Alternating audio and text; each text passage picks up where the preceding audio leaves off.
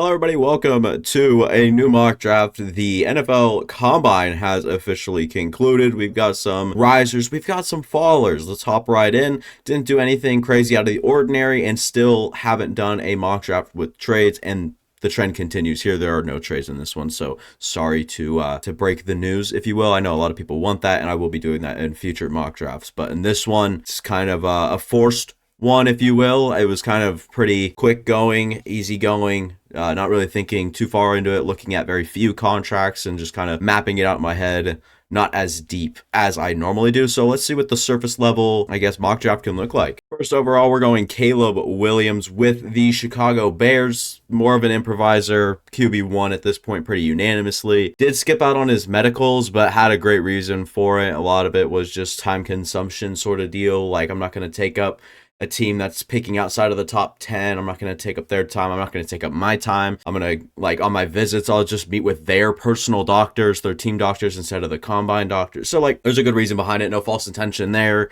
Nothing pity or, diva about it. But we'll get to that conversation when we get to Marvin Harrison and his interesting option or decision to skip media day or media for a day or whatever you want to say. And Caleb Williams, to me, just the better quarterback overall. I don't think Drake May offers the upside. I don't think Jaden Daniels offers the upside either. Drake May, number 2 overall, might not have the upside, but he's got the traits. He's a bigger guy, probably the biggest in this class, especially out of these top guys. Jaden Daniels has got some hype, but he's not nearly as heavy as May is.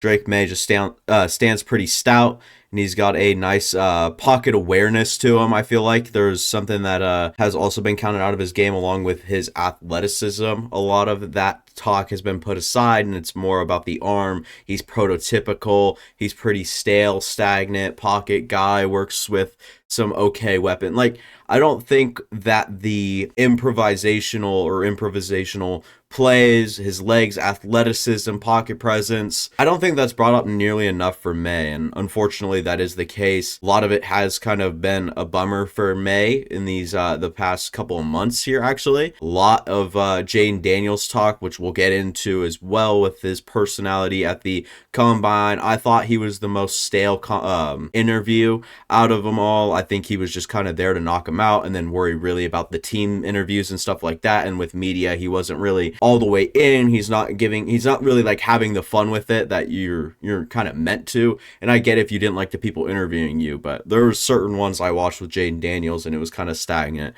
And I mean, when you look down the board, he is all the way down here, but positional value would have him a lot higher than 22. But Sycamore believes Drake May is the quarterback number 2. So all this kind of gets shoved into a pool where there's a lot of varying opinions, obviously. To me, Drake May is the better player. I actually think he's a higher upside than Jaden Daniels. Now, sue me for saying that, but Drake May, I like a lot of the things that aren't talked about with him, and I think they are important, things, traits, etc.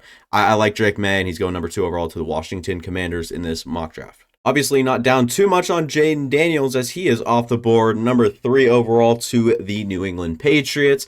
Now, I actually do think he offers a fair floor. Believe it or not, Jaden Daniels, obviously a specialist with his legs, how he is on his feet.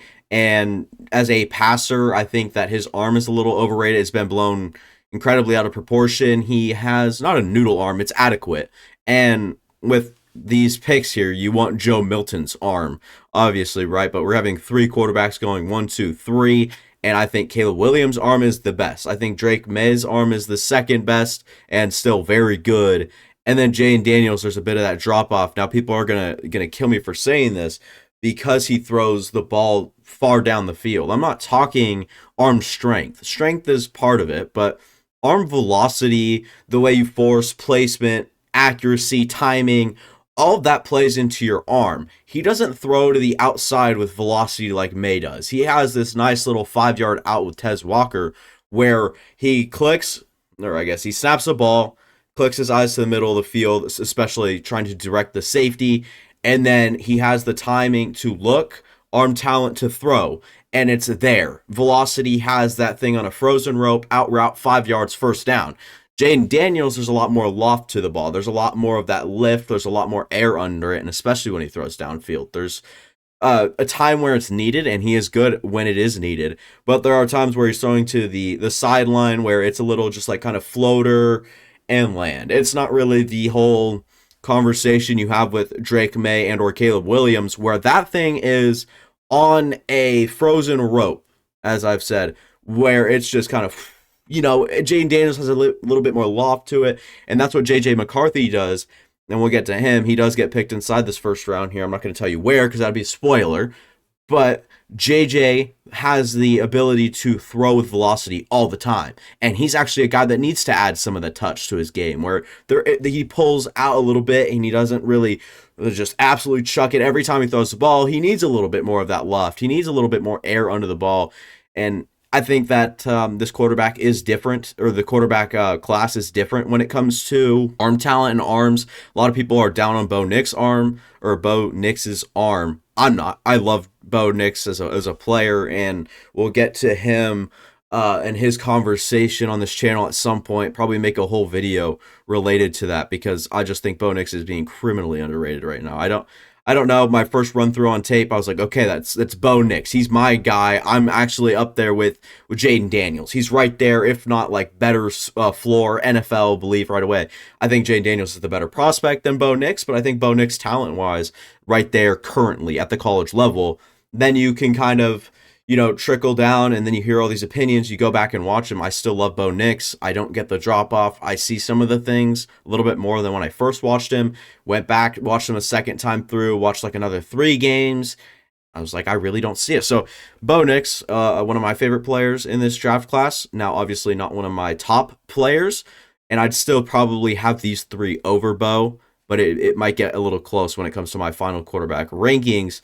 But here we are, 1, 2, 3 quarterbacks: Caleb Williams, Drake May, and Jaden Daniels, all off the board at 3. Sorry for the little spew and rant here on quarterbacks, but that's kind of the way that all these drafts have started, and kind of put my piece in on it. Next up, we got Marvin Harrison Jr. off the board, 4th overall to the Arizona Cardinals. Not a surprise by any means, anyone, anywhere. It's just where the quarterbacks end. Marvin Harrison starts. He's a good player, very polished, but at the combine, while it's on our minds, he skipped media day. Now, that is a little bit of a bummer because love Marvin Harrison, went on the Pat McAfee show mid-season, and yeah, he seemed like a great interview. He was a great kid. He's obviously well-rehearsed. You're not going to go out there on a limb on the Pat McAfee show and start kind of relating to the guys and the characters on that show. Pat McAfee's a little bit more loose. Marvin Harrison trying to keep that in line there, said all the right things, and then same at the combine with the interview.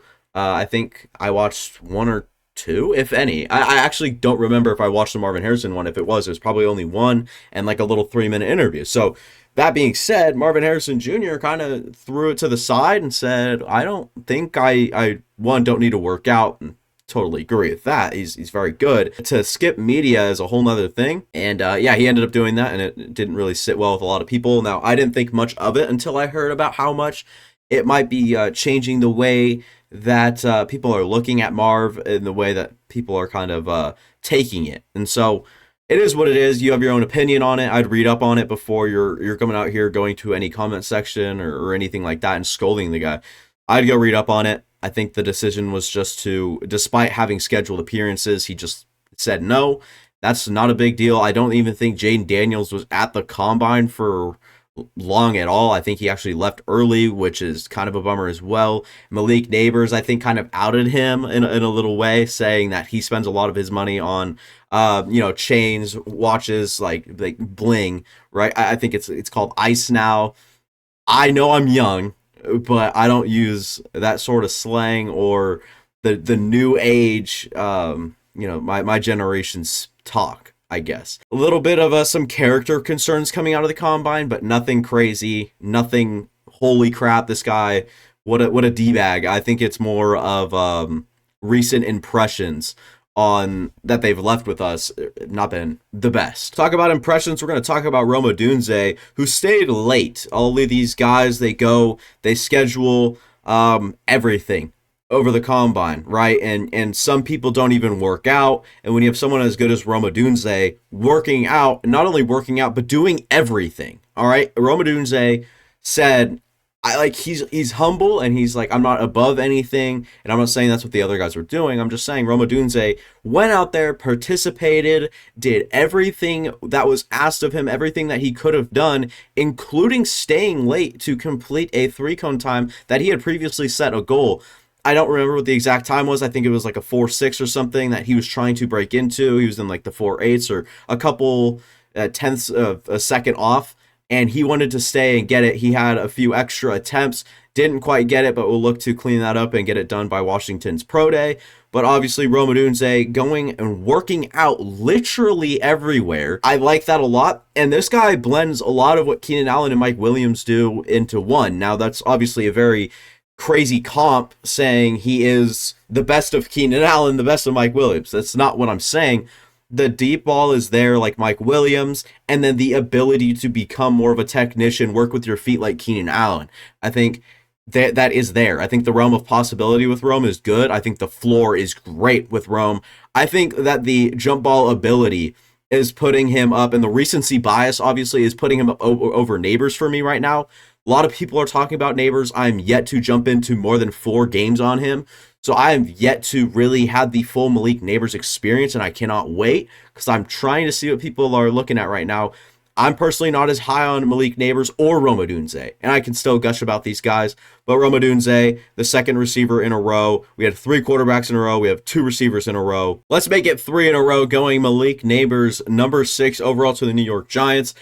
I think that this is a great player-to-team fit. Quarterback's up in the air here for him. J.J. McCarthy works out well, and all of a sudden he's a top 3 picks, top whatever. I don't care about all that. I'm not really taking recency bias that seriously, and I don't think J.J. went out and had the all-worldly combine. If anything, I think Michael Penix had the best combine, if not Devin Leary, and then JJ kind of sneaks into the conversation. I would say Malik Neighbors still the better suited pick here at 6 for the New York Giants. Too big of a cap number right now in dead cap to throw Daniel Jones right out the window. You can't just say, hey, we're releasing him and taking $40 million or whatever it is right here on the chin.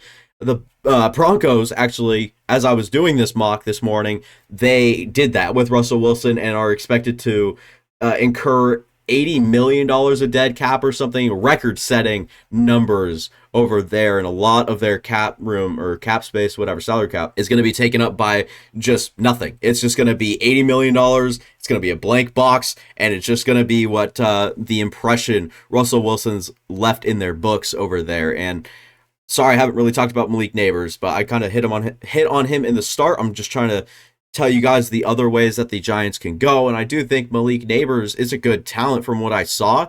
I'm not seeing this absolute game changer, so I'm going to kind of rely on the experts and what I've heard more than what I've seen as a first-year scout, draft analyst, whatever you want to label me as, an amateur. I'm an amateur. And that is where I stand with Malik Neighbors, New York Giants, and at this spot, number 6 overall. I think, again, really great team-to-player fit or player-to-team fit at 6, and you're getting a position you're actually quite weak at. Now, I would prefer a little bit more size here than a 6-foot Malik Neighbors, but he's got good weight to him, so it could balance out. But this is a team full of slot receivers. We're getting crazy, folks. We're going Talise Fuwanga up here. I don't know the correct pronunciation. I'm not going to lie. I'm going to say Talise Fuwanga, like there's an N there, because I've been proven wrong with Polynesian names in the past, so I do apologize. But Titans going to Talise Fuwanga, first tackle off the board, and should people be surprised? No, I actually don't think so. People might actually have.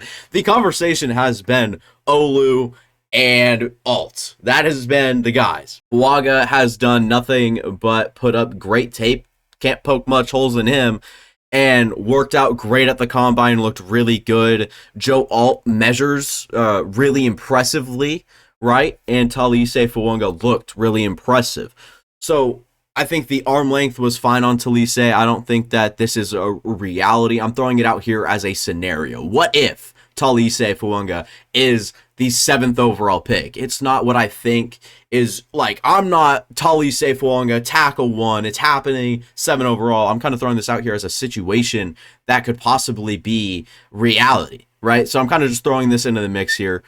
Sorry for the whistle there. I chipped my tooth a long time ago, so like certain things I say, I don't know if it even picked up in the mic, but I made a little whistle there. I apologize. Totally safe Wonga.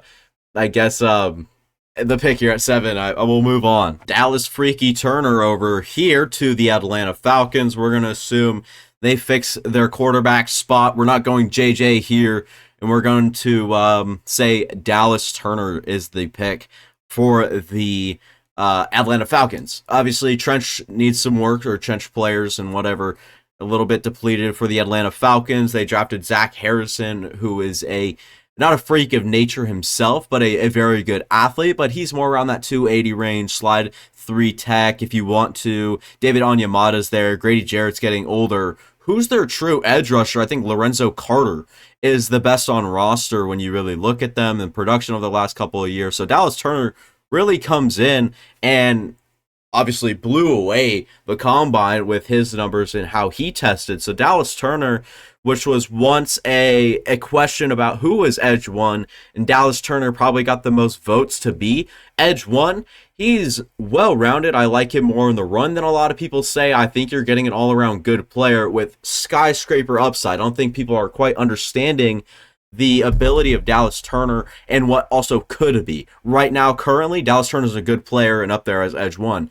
But the upside is so enticing, and he's not nearly as polished as Leatu Latu, especially in pass rushing scenarios.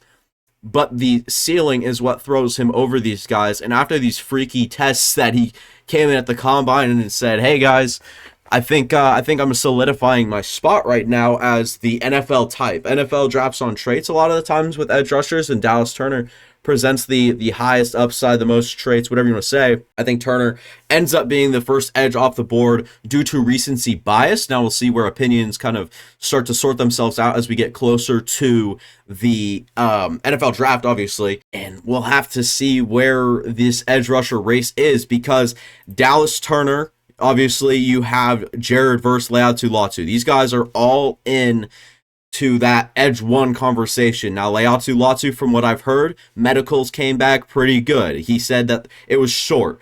Either it was a red flag immediately or it was pretty good. And hopefully that there was no red flags with Leatu Latu. Great player, great person. Loved the interviews with him. And Jared Verse, man, I love the player there too. And Dallas Turner might just edge him out because of those traits. But Jared Verse, I would not be surprised if he comes in and is better right away than Dallas Turner and ends up being the better player long term due to the lack of expectations, I guess, of Dallas Turner and his development and upside. So if there's a lack of development in Dallas Turner's game and Jared Verse stays at the player he is and then gets a little bit more polished 2 years, 3 years in the future, Jared Verse is the better player. I'm not surprised, but Dallas Turner, 2 years, 1 year in the future, this upcoming year in the future, he figures out a few things, he puts things together with his game, works with the right people, and he ends up being the best pass rusher and one of the best in the league. Also not surprised. So it's kind of pick your poison at that spot. Choose what you want at the position. Choose what you've been looking for, what your team think, what you fit or what fits in with your roster better. Starting to stumble on my words here because I'm kind of running in a circle with Dallas Turner being a high upside player, and you're getting a good player overall, and will come in actually with a higher floor than I think people give him credit for. Now, I'm not saying he's a Jared Verse or Leatu Latu floor, but I'm saying I think it's higher than what's probably conceived in most people's minds, or perceived, not conceived, perceived in most people's minds. Another crazy pick, we're going Joe Alt, number 9 overall to the Chicago Bears, the Chicago.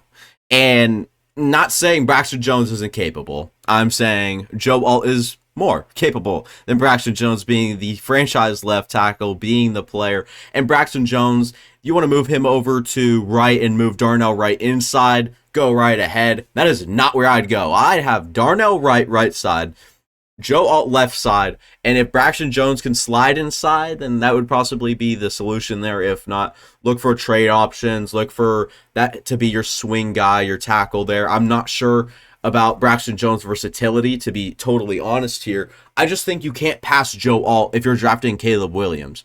Brock Bowers is here. Great.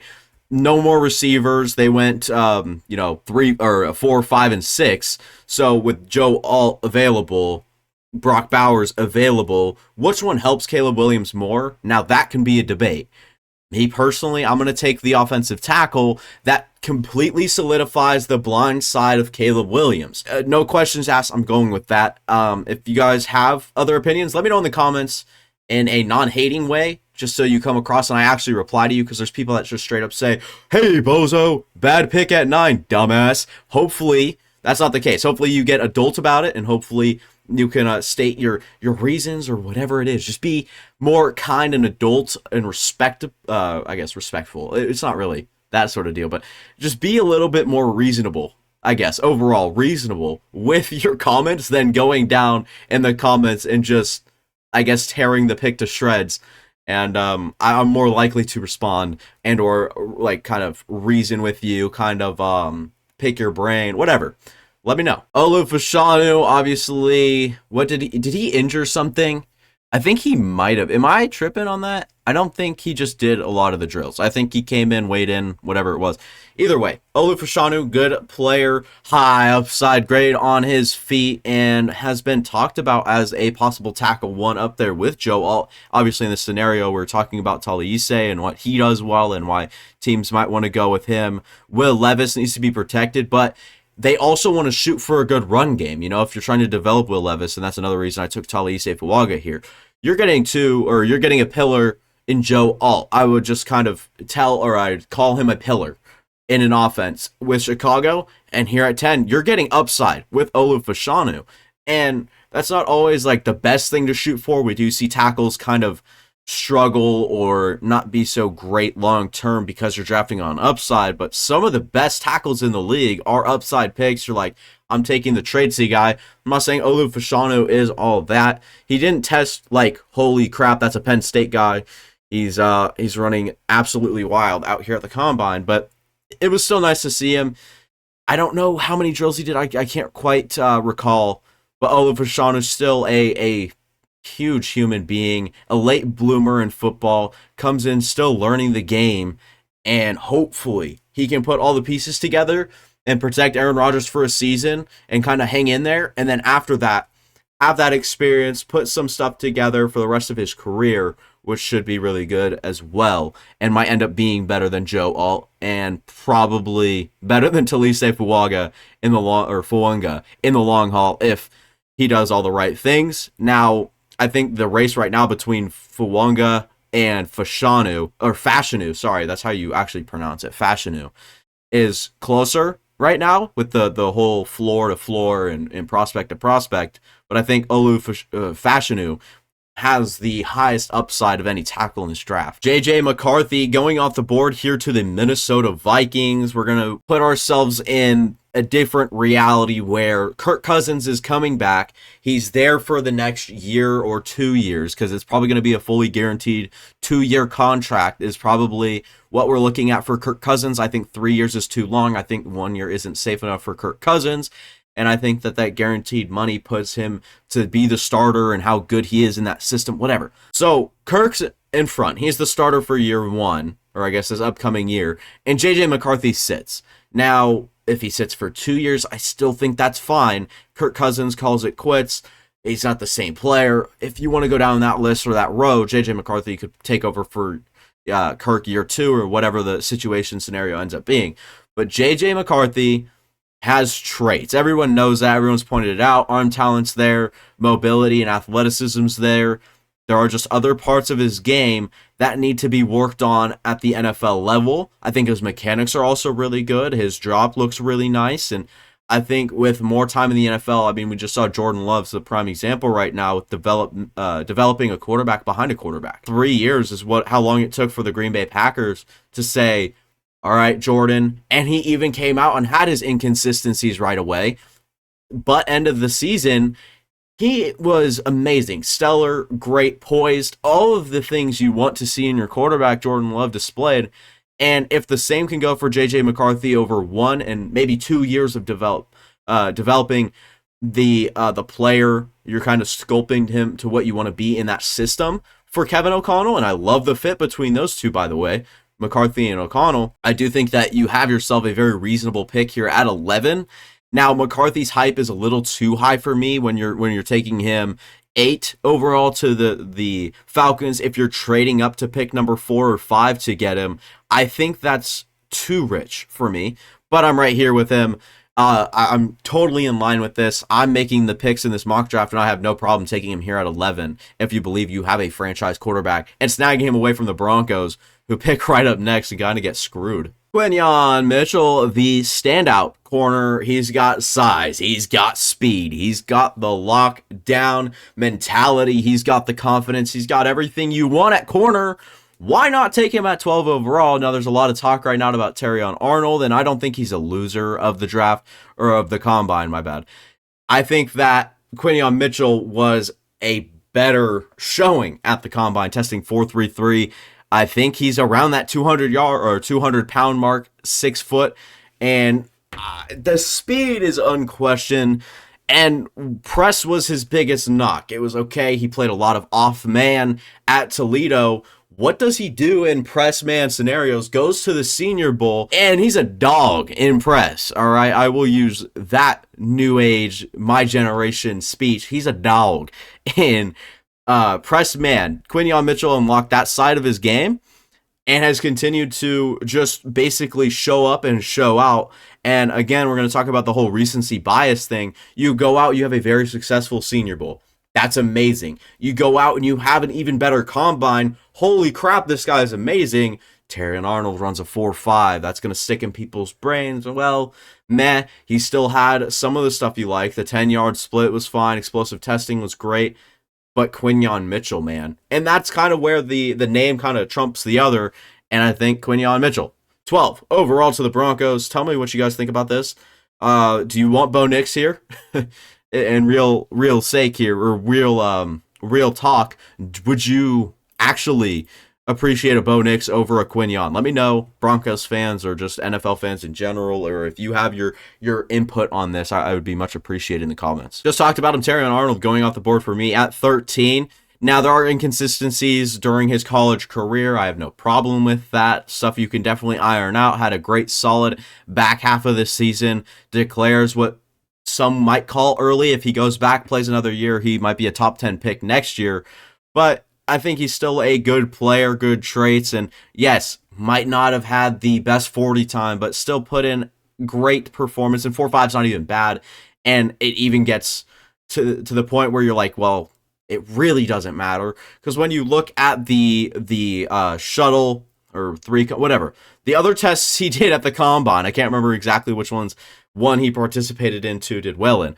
The other ones that he succeeded in, or the other ones that he was fine in, were enough to outbalance the 4.5. So Terrion Arnold, to me, it's not a bad thing. He's got the confidence, personality, he's great, loves ball, and has a great outlook on life, it feels like. So Arnold, very fun interview when you watch any of the media stuff he did at the combine. And it kind of puts these guys' personalities in perspective for a guy like me. Quinyon Mitchell, apparently more of a quiet guy. Didn't see any interviews with him. That's fine. I love that type of player too. But Arnold is a personality you fall in love with, and you can't not miss on. You can't not like it. You can't be enticed. You can't be attracted to a pick like that when he leaves such an impression with his personality, interviews, and the play on the field, aggressive mentality, and the overall confidence he has. I would say is right up there with Quinyon Mitchell, if not better than Quinyon Mitchell's. From what I hear, Quinyon he thinks very highly of himself, and you need to at corner, but Terrion Arnold is a confident man. Jared Verse, the pick for me here for the New Orleans Saints at 14, having a relatively quiet, no buzz, nothing like that after what I thought was a great combine for him. I thought Jared Verse put everything he needs to on display at the combine. I think Jared Verse was amazing. I think that he tested higher than I expected him to. I can't remember if he did the bench, but from what I remember, I think if he did do the bench, I remember seeing him quite high up there. So Jared Verse, power player that plays leverage, initial quickness is great. Like, there's just a lot to love here with Jared Verse, and I would not be surprised to see him go over a Dallas Turner still. At this point in time, obviously these guys are 6 picks apart. And to me, that's a kind of a tell where recency bias seems to be. But he's getting no buzz after what I thought was a very underrated combine. He had a great day or great week testing, great weekend testing at the combine, and had a good stretch over there. And then the tape he has is great. Maybe offers a little bit of a higher floor. And with the Saints, I think the drafts like Peyton Turner, more of the traits on the guys that they draft. Maybe it doesn't trend in this direction. Maybe they go Chop Robinson here. I doubt it, but possibly, right? You never know. It's the NFL draft at the end of the day, but Jared Verse is a very hard player to pass on when you're in the situation. I kind of gave him and looked at a few different scenarios, and I was like, okay, who are they better with? J.C. Latham, Jared Verse, and I think I threw a receiver into that, maybe Brian Thomas Jr., because that conversation has started, because I love the player. I think my first rankings episode, or rankings video, not episode, he was over Romadunze. First look, I put Brian Thomas, Romadunze. That's how high I was on him, how high I currently am on him. Not quite to the point where he's over Romadunze now. You're getting to see kind of what I'm saying here. I forgot where I even looped out in the first part where we got off the subject from Jared Verse. I don't. Yeah. Who would make the Saints better? I think Jared Verse just had like the biggest, like looking him on a depth chart, and you're like, okay, so with another guy slotted in there, that might help. J.C. Latham, that's pretty good. Jared Verse, he slots in there, and you have yourself a much improved defense, in my opinion, and a force off the edge. And that, to me, a good pick at 14. Brock Bowers for the Indianapolis Colts. Now, just couldn't let him drop. He comes in. I think he was actually like I'm not going to say because I can't remember. So Brock Bowers, there were some size concerns. Obviously, a little bit shorter. I think 6'3", 6'4". Teams love the 6'5", like big guy that weighs in 250, runs a 4.55, runs a 4.6 in that area. Brock Bowers didn't blow anyone away at the combine. There's no general buzz going around right now. And at the Super Bowl media or Radio Row or whatever it's called, there was the conversations of Brock Bowers standing next to Gronk, Brock Bowers standing next to other people, standing next to analysts who have seen the big tight ends. And you're like, well, that's not really physically imposing. So Brock Bowers has had some questions around him lately. And I say to that, flip on the tape and you'll love yourself a Brock Bowers game. I think Brock Bowers has been the number one tight end, and I don't think that there's any question. I think he's been the number one tight end in college football since he was a freshman, and that alone stands out. It's not just comparing him to his class. I don't think it's him and JT, obviously there's that split there. I think it comes down to best tight end prospects we've seen, and Kyle Pitts comes to recent memory just with how high he was picked. He's still, to me, when he came out, Kyle Pitts, this is, when he came out, I saw him a little bit more of a one-dimensional tight end that develops his other end of the game in the league and what he does so well and how he's a unicorn, blah, blah, blah.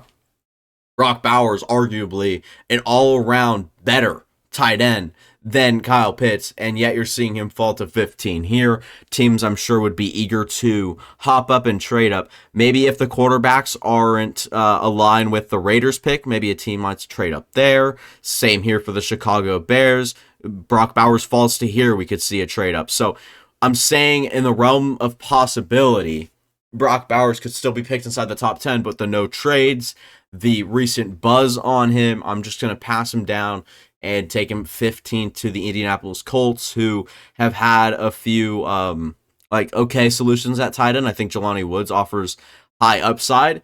I don't think he's an amazing or polished player right away.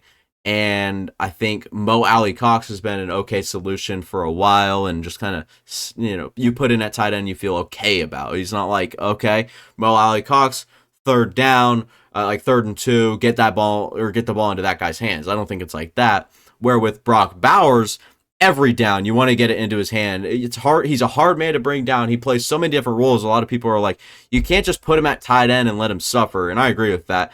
I think with how much receiver he actually ended up playing, with how much slot he played at Georgia, along with the just inline tight end play, I think he's so much more, I think he's more versatile than people like to look at right now. You look at a snap count, amazing with how many snaps he took at receiver, how many snaps he took in the slot, how many snaps he took in line as a tight end. So, well, like, it is. That is so far overlooked in his game right now. People are trying to poke holes in him and try to make sure he's not the next Kyle Pitts. And you're forgetting just how versatile this guy was, and people kind of, pointing him out to be this player, when I think that the outlook on Brock Bowers is a lot more, when you really dive into it, I think it's a lot different than a lot of people are saying right now. And that to me makes him a very intriguing prospect, very underrated actually right now with how good Brock Bowers is, how good Brock Bowers could be. Jackson Powers Johnson possibly has a career in stand-up if it doesn't work in the NFL, but picking inside the first half of the first round, Jackson Powers Johnson might have a clue. Might have a clue at how good he's going to be. He's going to be pretty good right away. That's a big center, measured in 330. He moves really well.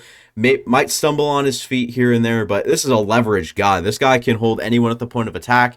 I mentioned the centers that you're seeing a lot more. You look at the kind of the Kelsey type, where they're a little bit more smaller, agile. Powers Johnson, it's a little bit more than your traditional center right now, because Powers Johnson brings this size, this point of attack, leverage, the strength, the drive he has, everything like that.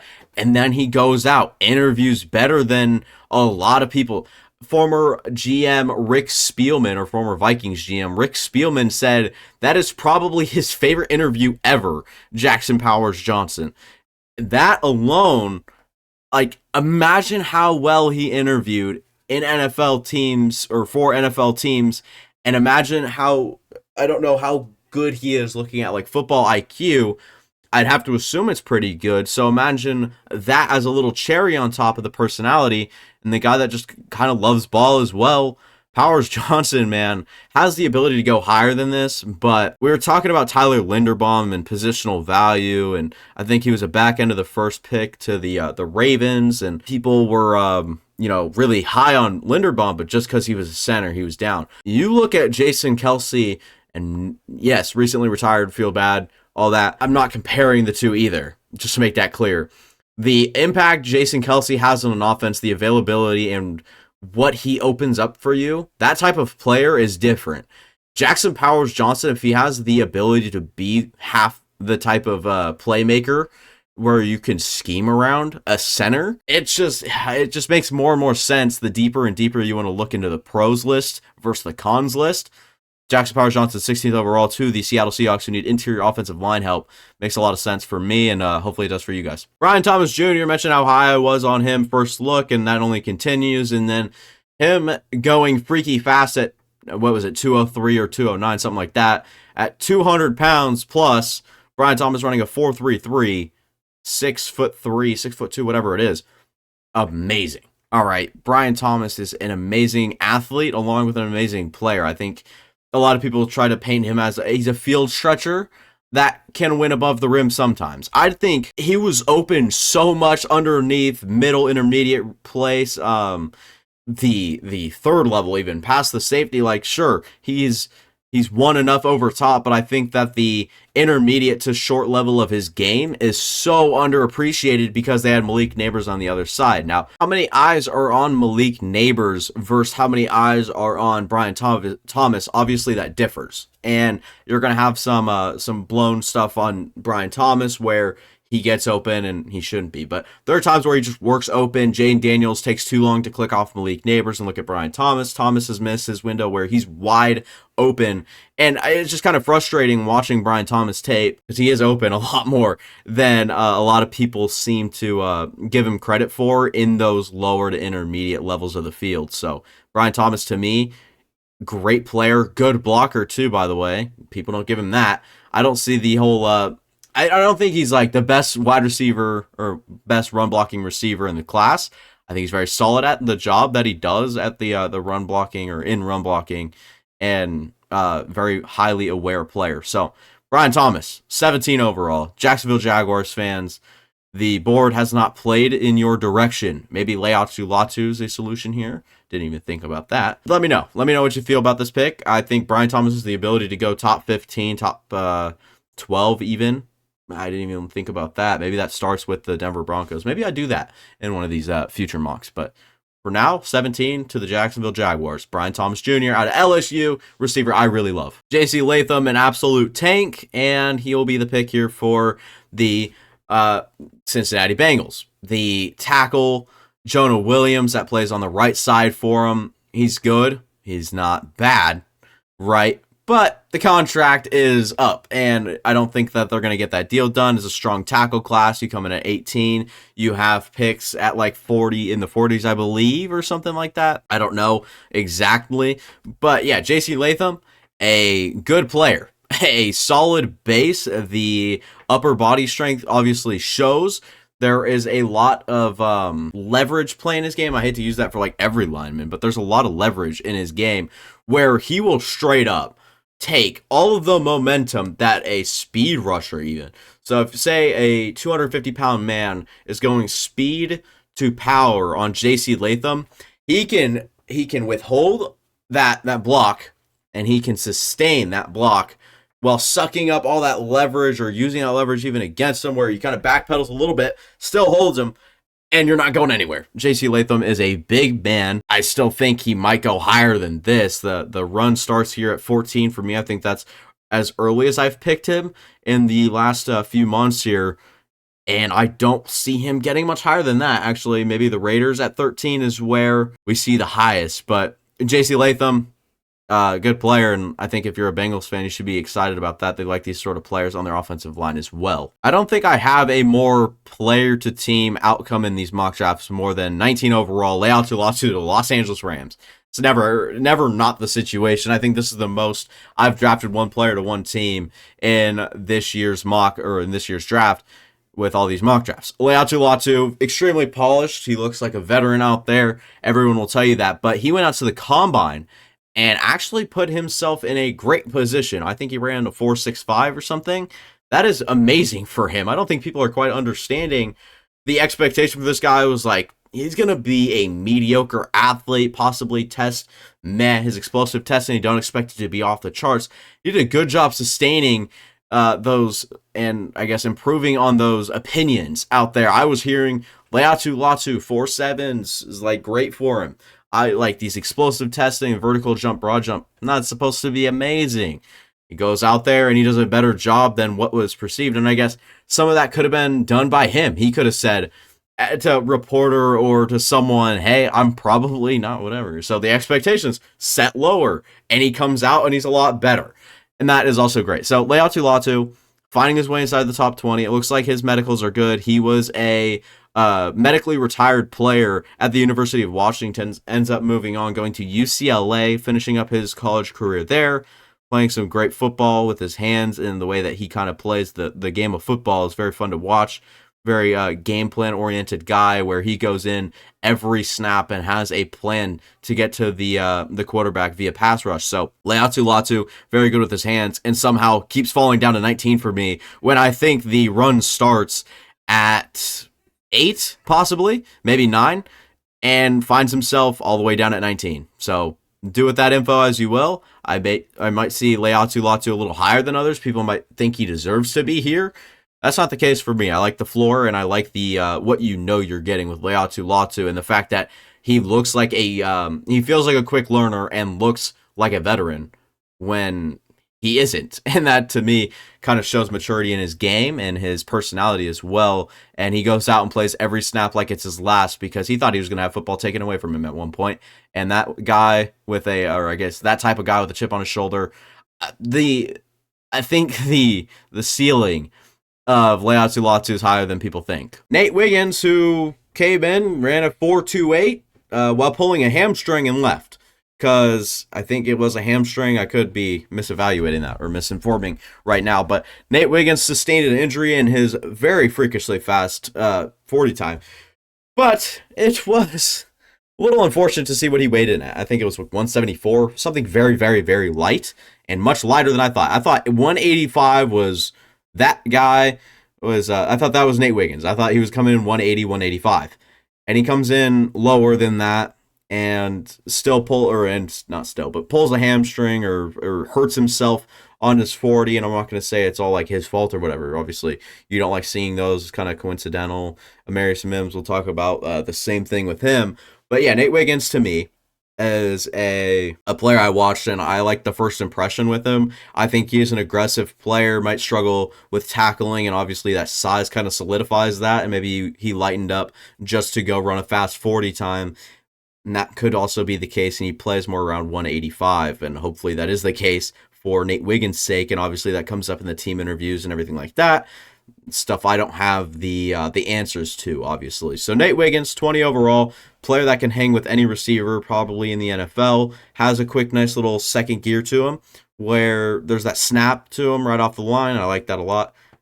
Wiggins, tradesy guy, and getting picked here at 20. Maybe that injury plays a part in him not going higher. And it's going to be Byron Murphy, the second for the Dolphins here, who are expected to lose Christian Wilkins in free agency. Not expected to use the franchise tag on him. You got Raekwon Davis and Zach Sealer. Sealer is good, underrated player. I think he's solid. But Byron Murphy offers very good hype or upside. The hype around him has been crazy heading into the combine. He did not underperform. He was really good there.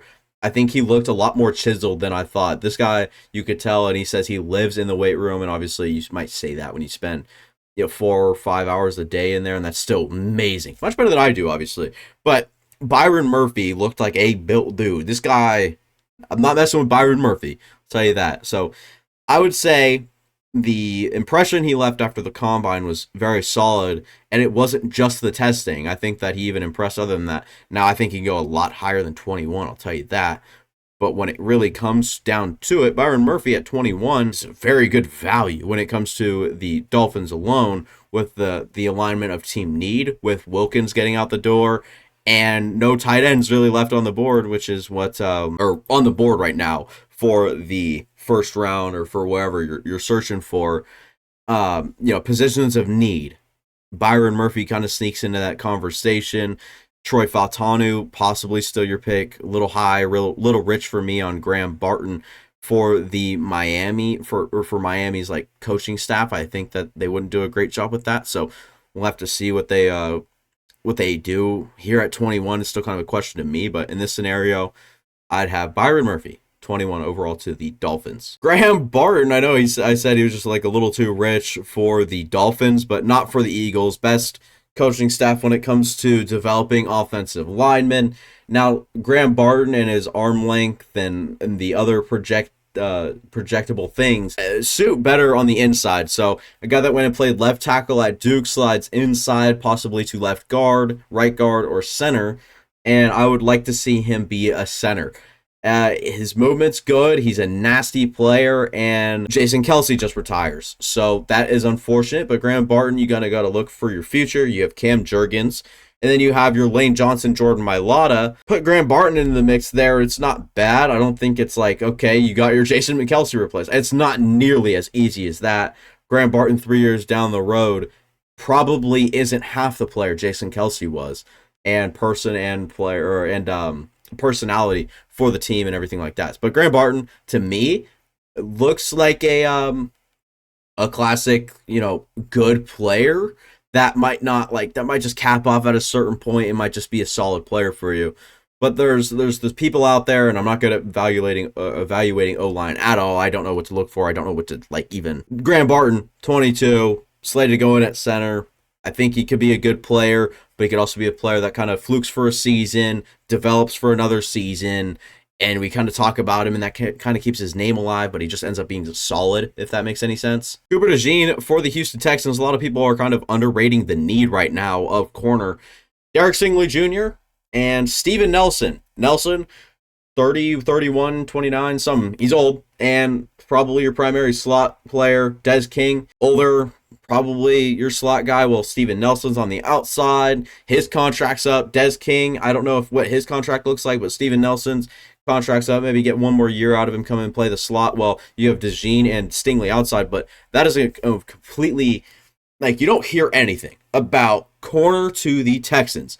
That's not a thing right now, and I'm making it a thing. Cooper DeJean would come in, probably play on the other side of Derek Stingley Jr. Both of them lock down the boundary, bring in a slot corner later in this draft or via free agency, or like I said, re-sign Steven Nelson for a year And just like that, you've got the veteran, sure, slot guy. You've got Derek Stingley Jr., who's made some severe jumps, and he looks like a great player heading into year, what would be 3 or is it 4? No, I think it's 3 now. And then Cooper DeJean, the rookie, with a great, great playmaker, versatile player. He can even slide into the slot if we see him starting to struggle on the boundary. Steven Nelson goes out there, or whoever else it is that they pick for corner. I think Cooper DeJean just puts him in a great spot overall. And they're getting a great player, great value, good everything. At 23, no questions asked, is the pick for me for the Texans. At 23, Jazon Newton's an option here. You can point out a few other guys, and I might agree, I might disagree, but I prefer DeJean over everybody else right now. Troy Fautanu, someone I think could stick on an island. That is a lot more of the talk right now. I said it before he even went to the combine. I think this guy could be a good tackle. He's all right in space, and I was like, okay, watch a little bit more of him. He's great on an island, great with his feet, great with his hands as well, keeping the guy in front of him. They had a weird offensive line there, I'm not going to lie, like watching it. There was a whole lot of a movement, and then Troy Fautanu goes out in the combine and solidifies himself as not only a tackle, not only a guard, but a tight end. That guy was moving different, man. I don't think anyone of his size should be able to move like that laterally. Like, his just ability to move looked inhuman for a guy of his size. You're guessing 270, like, maximum when you're watching him move. Like I said, kind of looked like a tight end.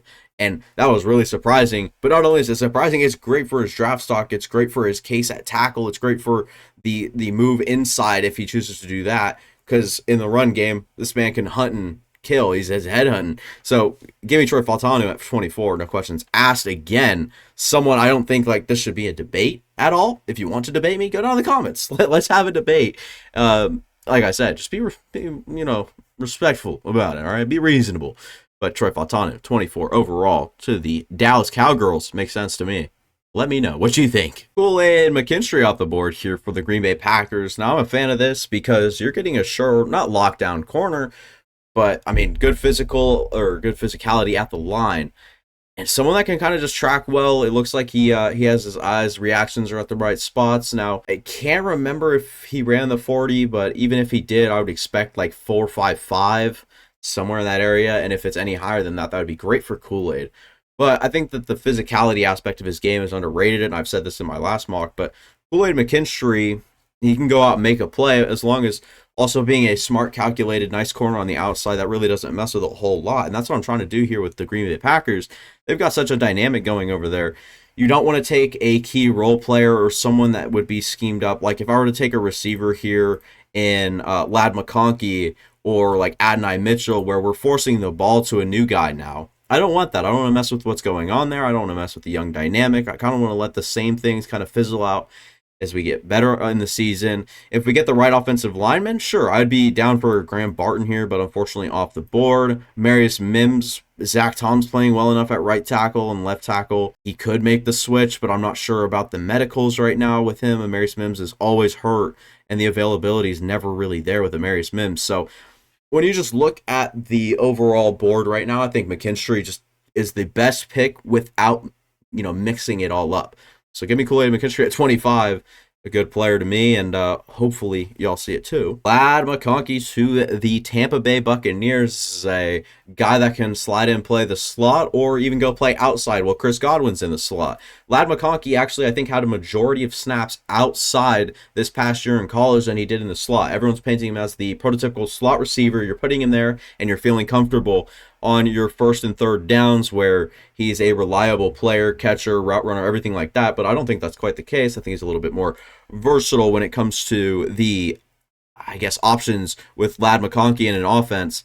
When it comes to Chris Godwin, Mike Evans got his deal done two more years with Mike Evans, and hopefully he's coming to the ass end of his career looking at Ladd McConkey, and he's like, well, I'm going to coach you up as good as I can in the last 2 years. Chris Godwin, obviously a player there, and Ladd McConkey could just be the third guy. You have Russell Gage, you have Trey Palmer. Palmer, right, this one, yeah, he is a little bit more one-dimensional, a lot of speed to his game, not a whole lot of nuance or any of that you want to point out. I think he could be a solid player and a good fourth, good role player here and there. And Russell Gage, he's old, never really available because he's always hurt or whatever goes on in his life, his career so far up to this point where he hasn't really been effective the last couple of years after having a good year with the Atlanta Falcons. So Lad McConkey, with the way this board has fallen, I don't know who else I'd go for other than Ennis Rakestraw. And I wasn't like blown away by him, and I like Lad McConkey when you're looking at him, and the fact that he ran in the 4.3s kind of just helps his case. But we kind of expected that almost. Like I was expecting like 4.45 area, and anything lower than that would have been like good, but not exactly expected, if you will.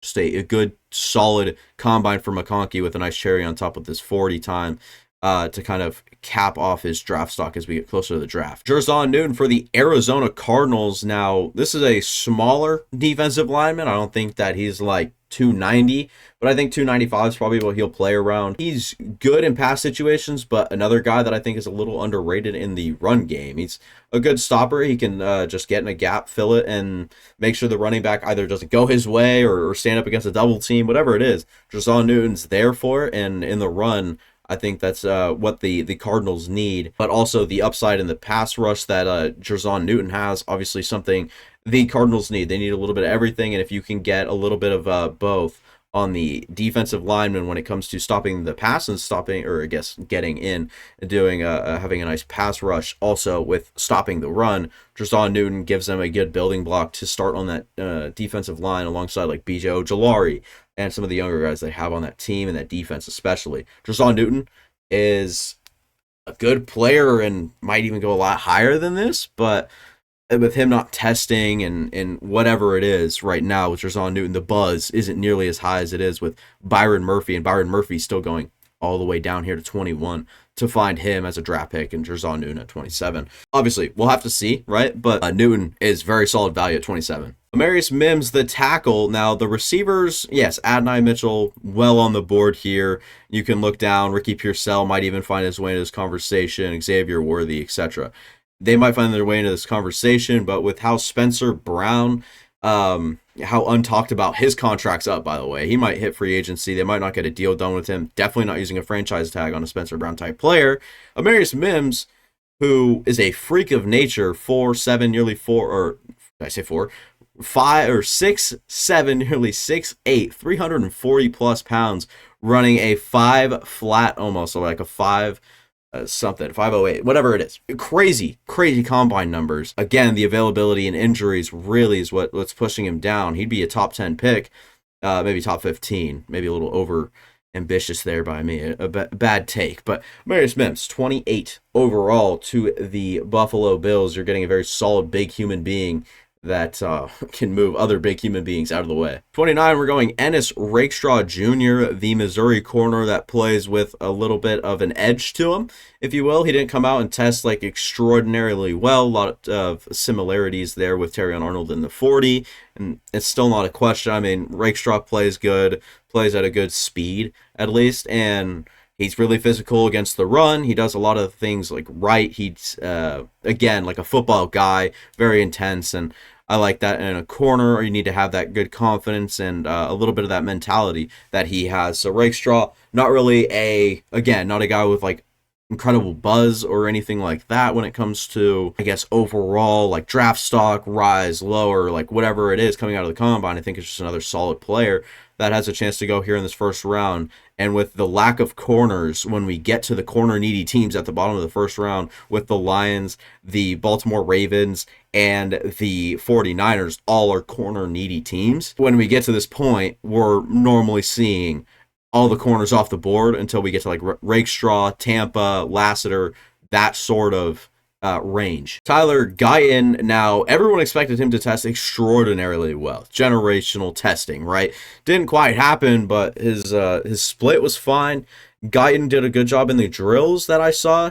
He wasn't like this incredible, like comparing him to Troy Fautanu, who looked like a tight end out there. It was Tyler Guyton, and he looked okay. Like there wasn't this reassurance that he is amazing. Like he is like unlike anything we've ever seen. He's not an alien on his feet. I don't expect that.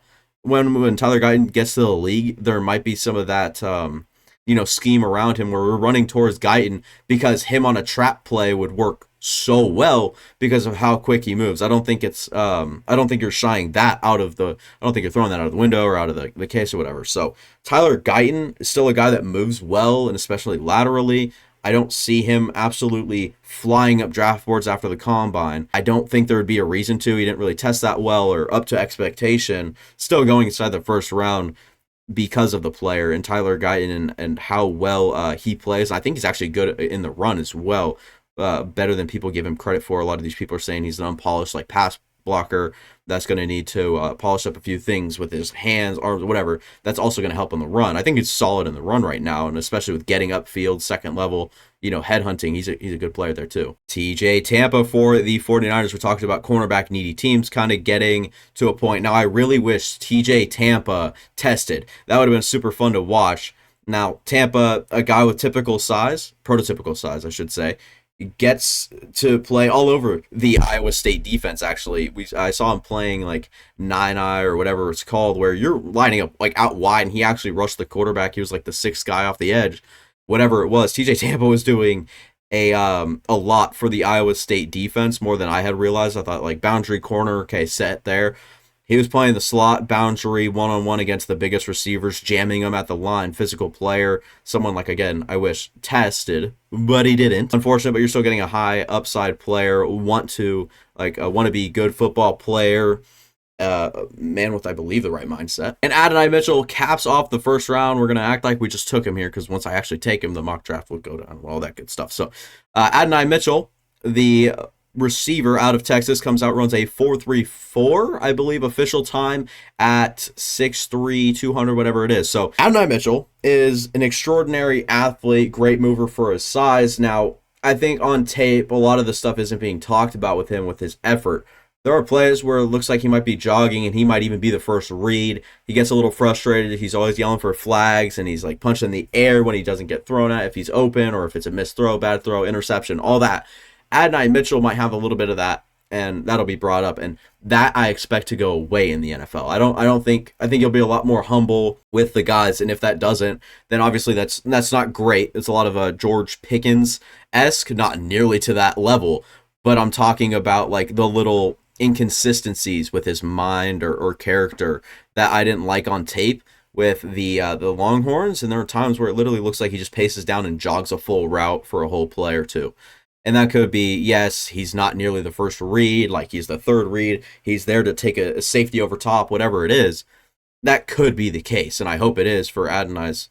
I hope he gets that say in interviews and stuff like that, and he might go a lot higher than this just because of how well he moves at his size. It's unbelievable, and he's he's a smooth criminal, I'd say. He's very nice, and it's not like he's slender at his size too, where Troy Franklin measures in nicely, but 176, he's not a first-round player.